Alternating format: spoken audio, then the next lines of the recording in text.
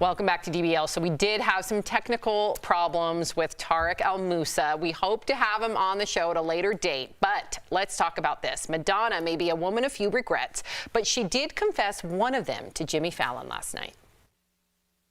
But I also turned down the role in The Matrix. Can you believe that? You did? I want to kill myself. Oh, stop. No, seriously. You're Madonna. That's like one of the best movies ever. Anything. You don't regret anything. Look at you. Teeny tiny part of me regrets just that one moment in my life. So in true Madonna fashion, check out this weird moment where she climbed on Jimmy's desk and got him all flustered. She also admitted that she turned down Catwoman, played by Michelle Pfeiffer. She'd have been great in that. Well, Michelle Pfeiffer was fantastic too, but yeah, Madonna could have been as well. You're shaking your head. What are you thinking? I was just laughing at Jimmy Fallon, like covering him up with the jacket. I'm a Jimmy Fallon fan. I know people don't like him, but whatever. He handled it well. I think it's fascinating when people talk about the roles that they didn't have, right? Or if they're like, this was going to be Tom Cruise, but instead it was this, because some roles are so iconic and you couldn't see another person playing that role, and then when you find out it could have been somebody else, I don't know. That always interests me, like with big actors, what they turn down, you know? Well, also just the trajectory of your life. Like, Sam, have you ever had an opportunity that you turned down and you look at it like what would have happened if I did that instead? Yeah, there was a number, well, not a number, but there was one show that I remember in particular that was a travel show with MTV, and I don't think I would have met Mark because it was right before Mark, and I would have been traveling, and who knows what my trajectory would have been after that. I decided to stay put because at the time I was writing and I had a deal to write a pilot, so that's what made me stay in LA, and then I met my husband. So yeah. What about you as a comic? Yeah, I mean, there's so many things, so many auditions that you didn't take seriously because you didn't know that they were going to be big. I remember going to MTV to audition for Guy Code, but there wasn't a name for it yet, and that kind of launched comics to the next level. And I went in there, I had a few. And didn't give my best performance. You know, full disclosure. I mean, you're like, yeah, and then like it got huge. Like those guys started touring off that credit, and I was like, I could have got that show because I was doing and writing for green screen shows, so I can knock out a goofy Guy Code joke.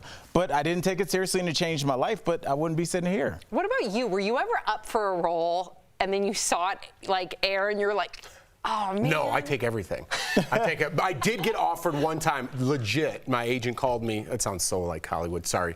I apologize. With his black suit. I know. My agent called me. I was like, no. No. They called, and I'm not even joking. I was desperate at the time, and they go, hey, do you want to do a show? It's serious. It's called Cooking Naked. And I was like, Cooking Naked? And I was like, Jordan, do you want to do a show Cooking Naked? And she's like, no. I'm like, I can't believe this, but it's a pass. Like, I'm going to pass. But oil and nakedness, no. Yeah, it just seems like it'd be bad. Or hot oil, I should say. Would you have been cooking naked?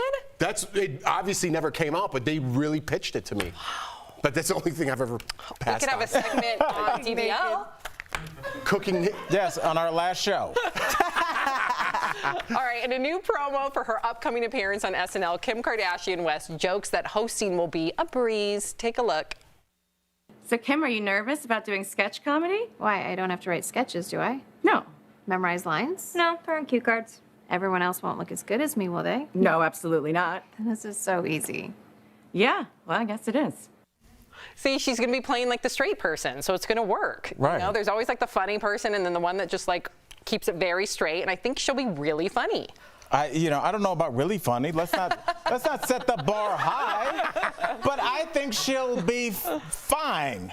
And that's enough. She just needs to show up and know her lines, which she absolutely will. She's used to being in front of the camera. I think she'll be natural in front of the camera. And I think she will do what she's instructed to do. She's not a professional comic, but I think she's going to do a lot better than people think. I think people, almost like a Floyd Mayweather fight, people kind of hate watch sometimes. I think people hate watching are going to be surprised. I think she's going to do well. How do you think, Erica?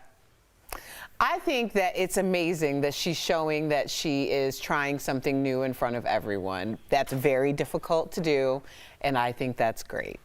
Listen, I think it's fantastic, right? Big actors, people who are used to this stuff, get nervous for Saturday Night Live. So it's going to be Absolutely. nerve-wracking for her, even all of her camera experience. Listen, I'm looking forward to seeing her. I think she's going to kill it. I want to see her break in a couple scenes, kind of like Jimmy Fallon used to do, and show, like, hey, listen, I'm just having fun up here, too. So I'm looking for that moment where she kind of breaks or laughs. And the actors are going to, they're going to try to break her, too. That's part of it. I can't wait. She's got to break. Yeah, she's going to do great. Do your more cowbell guy. Do it. Oh, we got to go, but we'll be right back. Yeah. Nobody even knew who that was. I know who that is. Stop it. Oh, my heavens. Stop it. Hey, everyone.